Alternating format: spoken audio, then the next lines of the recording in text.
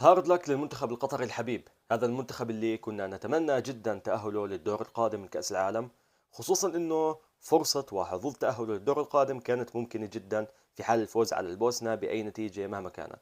لكن هارد لك للمنتخب القطري، هذا المنتخب اللي كان أول فرحة لنا في كأس العالم 2026 بعد ما حصد أول نقطة عربية في هذه النسخة، وحصد أول نقطة في تاريخ مشاركات منتخب قطر في كأس العالم. ومبارك للبوسنة، خصوصا أنه جماهير البوسنة شاهدناها قبل وبعد وأثناء كل المباريات تهتف لفلسطين بشدة وبقوة وبكل حب. مبارك للبوسنة، هارد لك للمنتخب القطري الحبيب. والمنتخبات العربية اللي متبقي لها مباريات في كأس العالم سواء كانت متأهلة أم لا، نتمنى التوفيق لكل منتخباتنا العربية، ونتمنى المنتخبات العربية التي تأهلت للأدوار القادمة إنها تؤدي أداء كبير جدا وتشرفنا في كأس العالم.